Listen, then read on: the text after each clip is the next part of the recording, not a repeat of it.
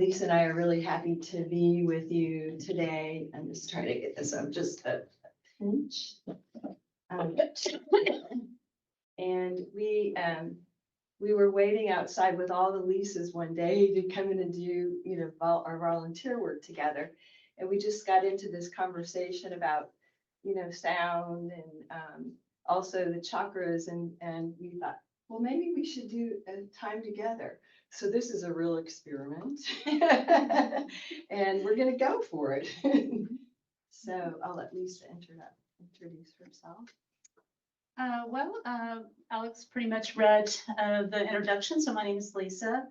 I'm a Reiki master and a holographic sound healing practitioner. And we're going to touch lightly on that today and have an experience together. But before we do that, I wanted to give you just a little bit of information, or you want to go through your push-ups? Okay, yes. Okay. So I wanted to share about us as beings. So as in yoga, we look at the human being as layers of being. So that it's a multi-dimensional expression of itself. And so I just wanted to read first what Thich Nhat Hanh had to say about this. And if you can put it to slide 2. So I loved this description. There's a story in Zen circles about a man and a horse. The horse is galloping quickly, and it appears that the man on the horse is going somewhere important. Another man standing alongside the road shouts, "Where are you going?" And the first man replies, "I don't know. Ask the horse." This is also our story. We are riding a horse, and we don't know where we are going, and we can't stop.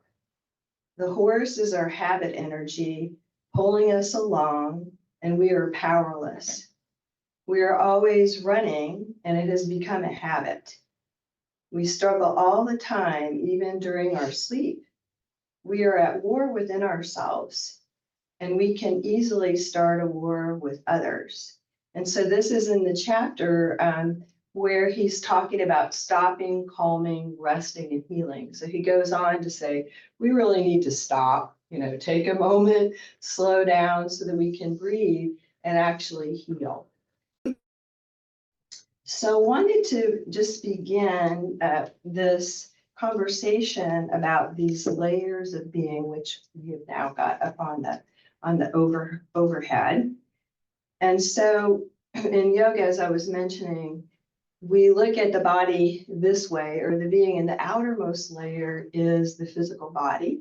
And it composes, like your bones, your muscles, and it's derived from our habits, our stressors, and our nutrition. So for what we take in, and that kind of literally forms, this outer form of our body.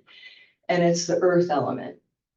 The next layer in is it's called the pranamaya kosha. And so the pranamaya kosha is the energetic body, the vitality body, and this is where our prana is at, which also is life force, or another word is chi. And so the pranamaya kosha is the movement of this energy, through your body, but especially to innervate your organs so that you have good well-being, you know what I mean? So it's like you have this beautiful healing energy that kind of comes in, that's the spark of life that's inside of you, and it's moving. So that is pranamaya kosha. And that's the beginning of you can think of the chakra system in that way, that everything else is energy. The next layer in is the manamaya kosha. So the manamaya kosha consists of our thoughts, our feelings, our emotions, and that also like our storehouse memories. That you may have heard talks from Bobby before where she's kind of talking about we have seeds that may be unconsciously, within. So that's all within what we call that manamaya kosha. And it's the fire element because it helps us to try to digest what we're getting, the impressions from the outer world, and how do we take that in and, you know, process that.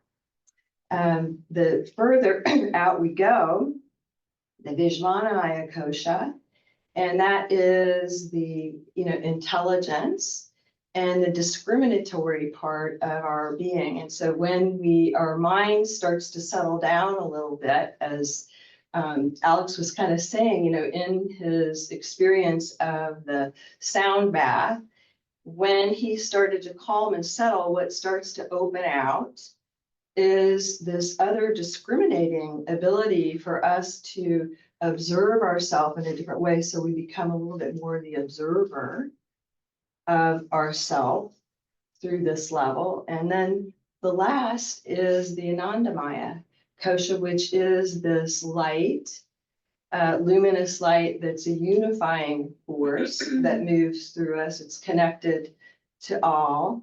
And it's, you know, the part where we can say we have this universal intelligence or consciousness, the wisdom of everything that has existed before exists around us and through us.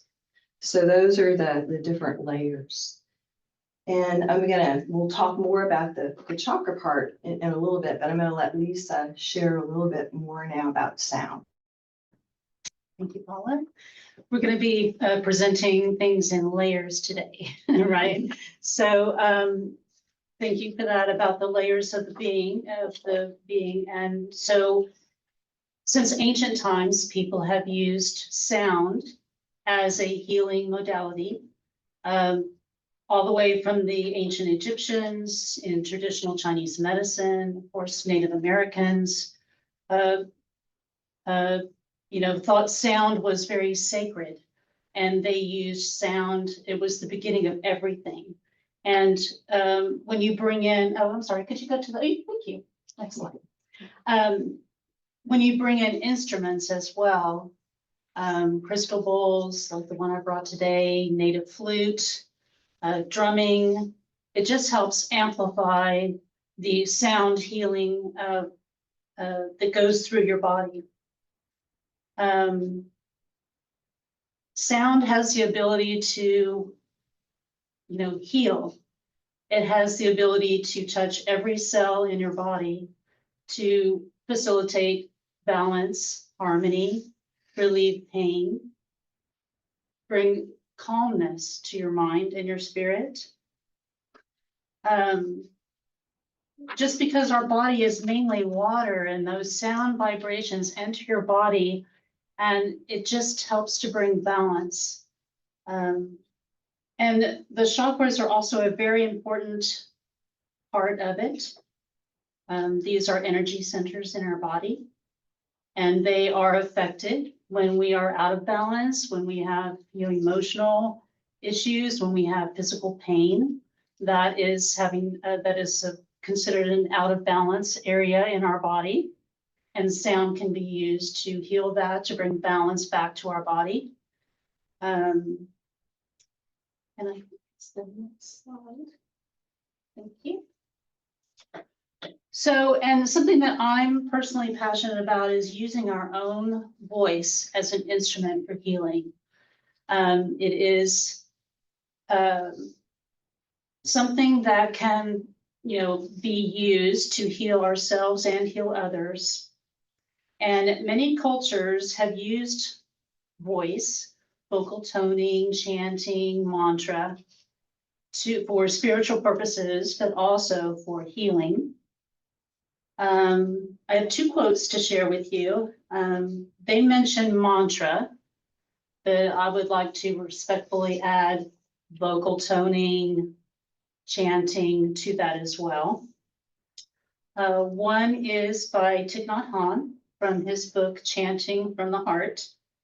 And he says, mantra words and music have been composed to serve as dharma, helping us come back to the deepest place in ourselves, the place where we are most awake and most alive. Chanting is often the most direct and immediate way to reconnect with these places. The second one is by Tenzin Wangyal Rinpoche, a respected Tibetan monk, in his book, Tibetan Yogas of Body, Speech, and Mind. And he says, no form of speech is more virtuous than mantra, devotional prayer, and sacred seed syllables. The words and syllables themselves may carry the divine. They can also be very effective in healing illness and emotions, strengthening your body's vitality, or minimizing thoughts and confusion.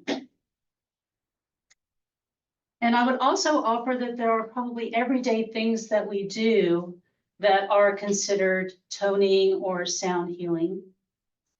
For instance, here on a regular basis, we sometimes chant the Medicine Buddha.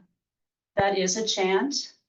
That is something that we use to send loving kindness and healing to people that may be suffering. If you have a child that is having trouble going to sleep, sometimes you might sing them a lullaby. That is also sound healing. And, you know, the term whistle while you work can also be a sound healing where, you know, to bring lightness to a situation or to just to show that you're having a good day. And with sound healing, also, we're not really trying to heal a disease or heal a part of your body. We're really intending to have a position of unconditional love and sending compassion and loving kindness to the situation or to that person or to that part of your body. And, you know, just with an open mind and an open heart and to everything in the highest and best good. So we aren't trying to heal, so to speak. Not that it can't happen, but you're just applying sound to the body to bring things more into balance. So I'll turn it back over to you. All right.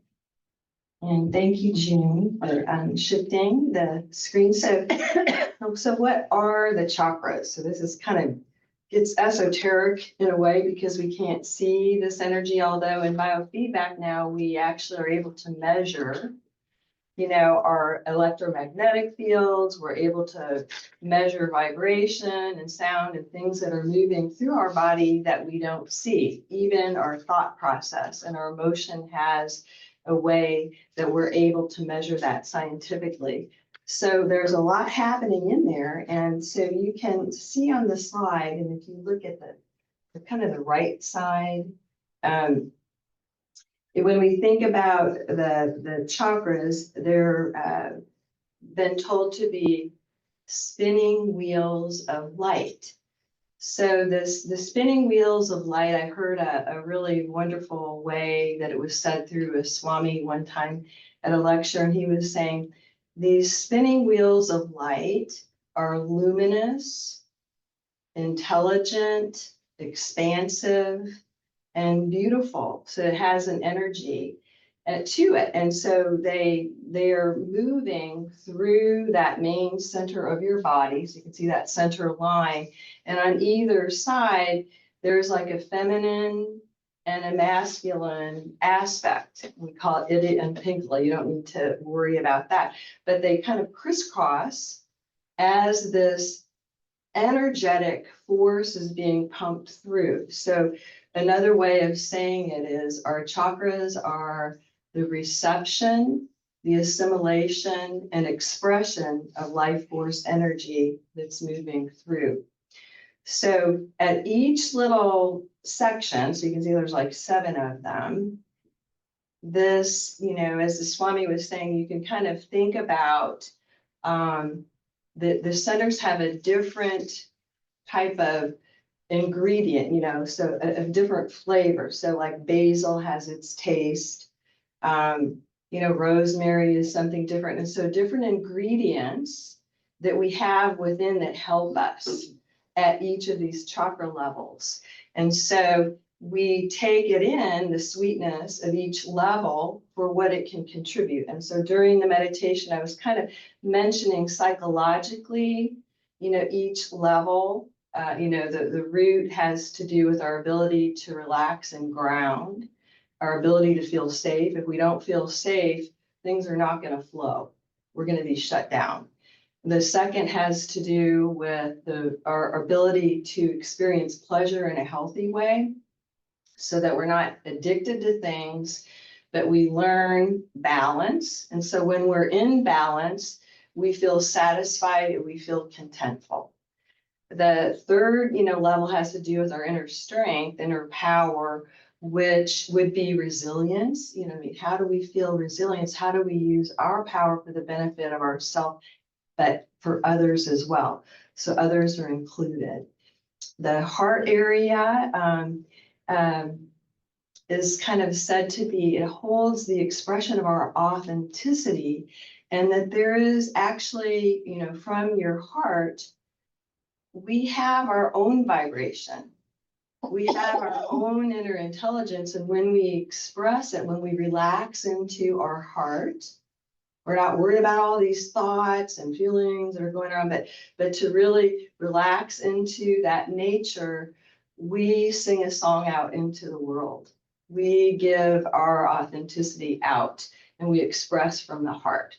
And we feel a sense of belonging when that's happening, a sense of inclusion. And then that moves out through our throat, through our mouth, through the creativity, that aspect, then it will be experienced as our expression in life. I think I'd mentioned about discrimination and insight would be the sixth. And then again, the big unified field that we really are a part of. We're interdependent, as Thich Nhat Hanh. We need each other in this life and we move through life that way. So, and I think they also, I didn't mention that, this is a huge, study. We could go on for days, but there's different colors, there's different stones, there's different, there's a lot of other types of sound in each chakra that you could use to help cleanse each area. And then June, you can go to the next slide. So in other cultures, and I just am kind of putting just a couple, but they also express, how this movement of energy comes through, the being. And this one is the Taoist. And so the Taoist kind of shows the energy coming from the bottom and the top, so from, we're receiving energy from the planet. So the planet has energy that we absorb, we take in, we actually gain a lot, from that, as well as from our galaxy. You probably know in astrology, the different planets have different earth systems and they are streaming that energy down. So it's, again, not just about human beings, but we are in a collective within the world, within our universe. So we are affected from this planet as well as the energies from above. So in this photo, it kind of shows that coming in from below and above, and then also breathing in this cosmic energy that we have from the Hara. The next one is a Korean, and they kind of have different energy centers there that they focus on. And also, like, there's African centers, there's Japanese, there's, European. So I just wanted to show a couple. And then you can go to the next slide, Jean. Thank you. So another way of looking at it is, more concretely, is that our nervous system, the energy, this big energetic pumping force of our life force is moving through, and you can kind of think of it moving through your spine or your nervous system. Like, we've got 635 as a major hub in Dallas, and then if you go off of 635 into a parkway, you're kind of, you can see it kind of feathers out, and the picture isn't really huge, but there shows like little plexuses in each of these different areas. And then eventually you get from the parkway to the side street that your house is on, and then you can pull into your driveway. So it's kind of like very, our energy moves through our being, from this major center and then out, and it innervates then the rest of our kosha. So that first slide that you saw, it's sending energy all the way through your whole being. Okay, through that. So if one of those areas gets shut down, it starts to protect. And so your body or your nervous system will do anything it can to protect this life force through the fight or flight response.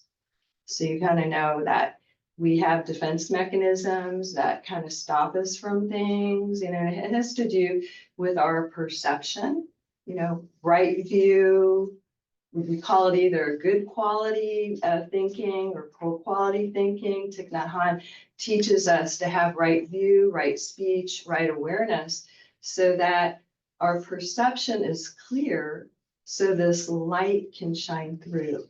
Our practices help this light to come through. So we want to be aware of the impact that the outside world may have and how we respond to that. There's nothing wrong with you needing to fight or flee. That's part of what we do. If there's something that alarms you, you may isolate, or you may try to fight and defend, or you may people please, or you may just freeze. And so we want to be aware, why are we doing that? So that's where we question, what is our perception and what is our reaction to things? Because that can affect how this flow of energy moves through your body. I was just going to mention also, through that flow, we can look at this. Thank you for changing the slide. That the, Chinese medicine, through acupuncture and those things, are working on these meridians and lines to help open the energy.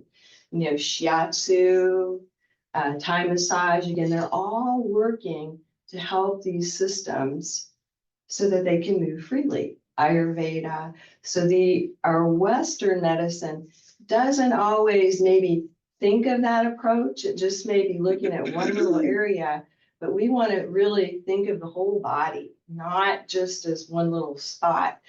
And, to think of it more organically. It's easy for us to look in the mirror to go, how am I looking externally? But we really want to be able to go, how am I doing internally? How are my organs doing? And so I'm just going to kind of move on a little quicker here through this next one. Just kind of shows, when we feel good, when we feel accepted, if other people are accepting and non-judgmental, the different colors in the body. So the more bright tends to show more aliveness. And I think you can go ahead and you can turn that down for a second. So Thich Nhat Hanh, or I was just going to go to the throat chakra real quick, is that the throat chakra has to do, again, with sound vibration. Lisa kind of covered a lot of this, and it helps to purify and organize, who we are. So in the sutras, I'm just going to read you one. Let's see, where is it?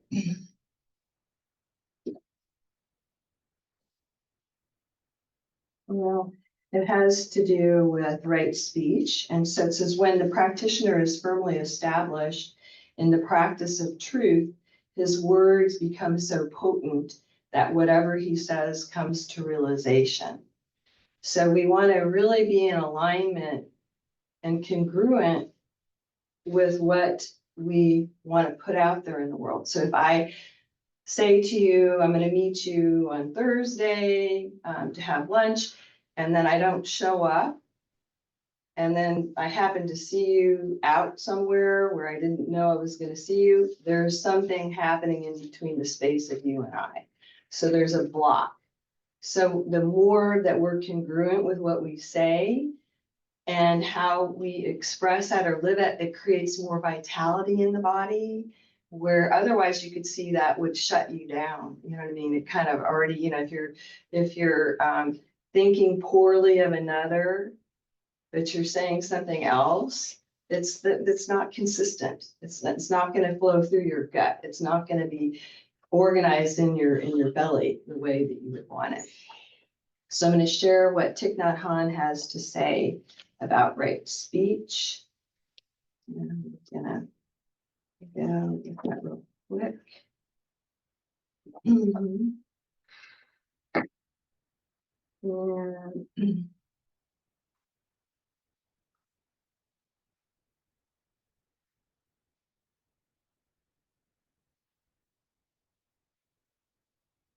course, in here, you can't really see the yellow underline.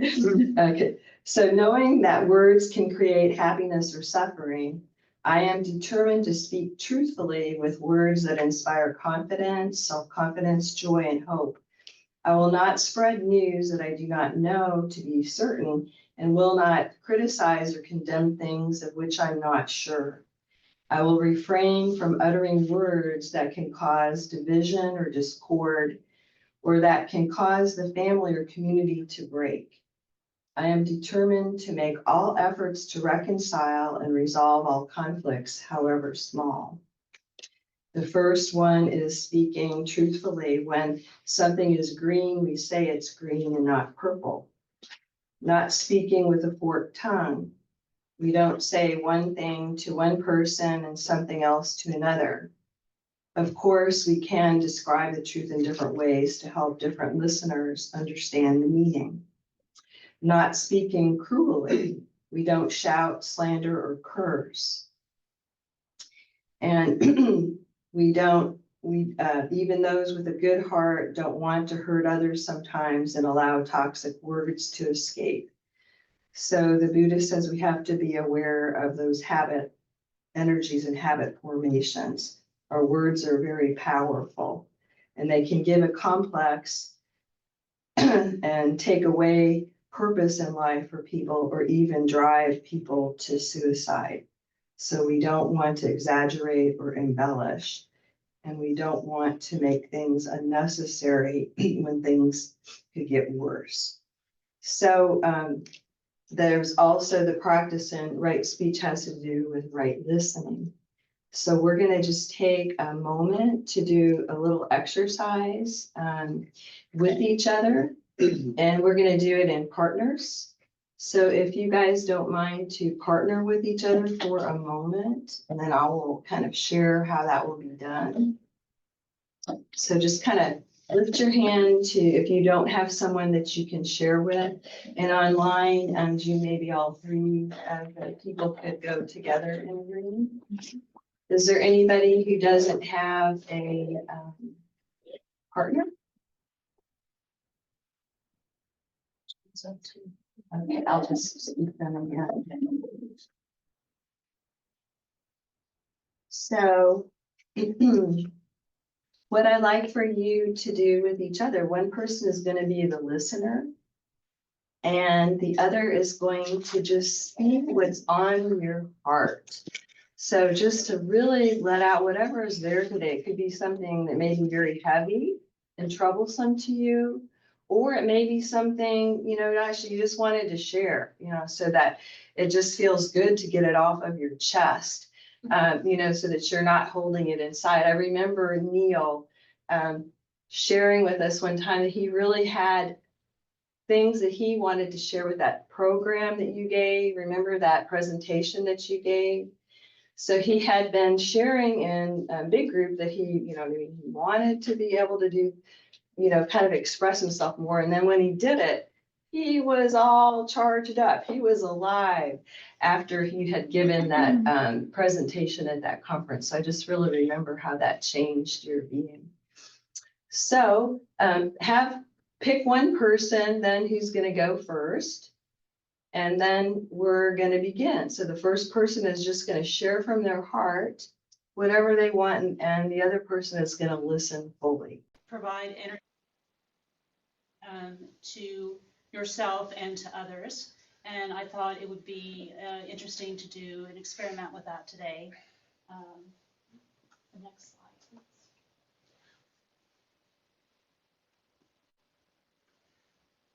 So holographic sound healing uses the flower of life, sacred geometry, and it's you make like a 3D version of that. And the flower of life is a sacred geometry that is about unity of life and spirit, and about how we are all connected, and how our bodies are connected with all of our chakras and everything. And so what you do is, in this second image over here, you can see is a person. You can see the chakras, and you can see that the hologram is placed around the body to bring everything together, to bring healing, and you've just been in alignment with your chakras. And that is a way to just bring a sense of calm and healing to your body. And if you go to the next slide, this is an example of what we're going to practice with here in just a few minutes. You can see that there's a person sitting in the chair who may have a hurt shoulder. His shoulder is bothering him. And the person standing is putting a hologram around that person's shoulder. It could be a part of the body that's hurting. It could be an emotion that's bothering you, maybe something that came up in your conversation today that you want to provide some healing toward. That's what we're going to do here in a few minutes. So you can see that you put a hologram around that area, that emotion. It could be your whole body, could even be to another person if you wanted to send that healing energy to someone else, because healing energy, crosses time and space. And you can also, it's hard to see because the banner's in the way, but this person standing is also toning out of their mouth. So you combine the hologram with your voice, with your throat chakra, to provide healing energy.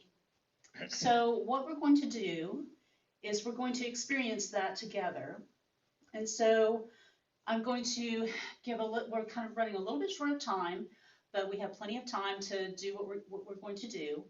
I'm going to give a little bit of guidance to kind of bring us centered, maybe bring in the golden light like we did before when Paula did the meditation. And then we're going to put our intention on that part of the body, on that emotion, on that chakra. And we're going to put a hologram in your mind, intend a hologram around that area. And today we're going to use the Om. I'm going to play the bowl, and we're all going to Om together. Now, what we're going to do is what I call a continuous Om. I think you call it a sea of Om. So we'll start together. But then after that, everyone will Om at their own pace, at their own speed. The intention is to focus on that part of the body, on that needs to be healing, and you're sending your tone, the hologram, to that area. And so any questions before we get started? If the people that are online, if you're in a space where you can't Om at full volume, you can just Om softly, you can Om silently. It's not about volume, it's about intention. So everyone will just be comfortable in their chairs, feet on the ground. Maybe close your eyes, or just a gentle focus on the ground.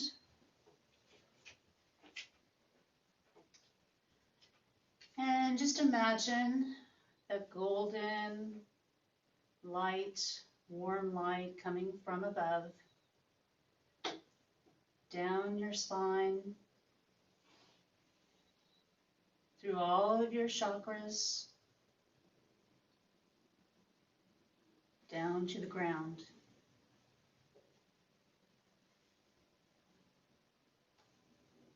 And then, with intention, just put a hologram around your body, filled with that light. Expand that light to fill the hologram around your body.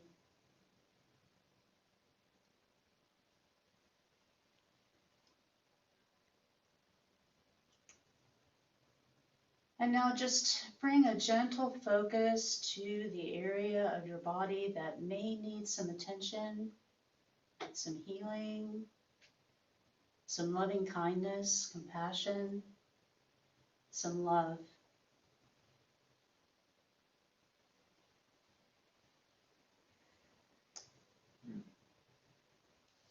And now what we're going to do is start our own. The intention is to fill the space with healing energy. We'll take a deep breath together and then begin, and I'll bring in the bowl. And we will go until there's a natural finish. Take a deep breath and begin.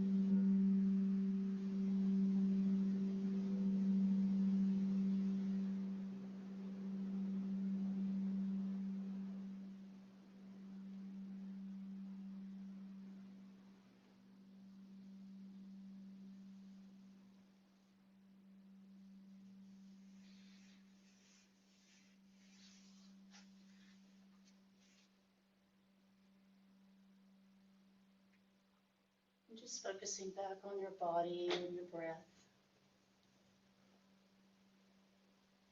Feeling grounded in your seat.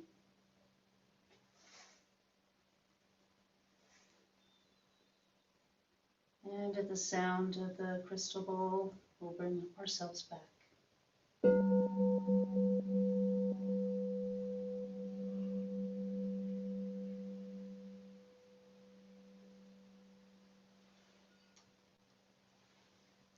That was just a real short example of holographic sound healing. I know it went by really fast, but I'd love to hear any comments, questions that you have. We have just a few minutes about my presentation or Paula's.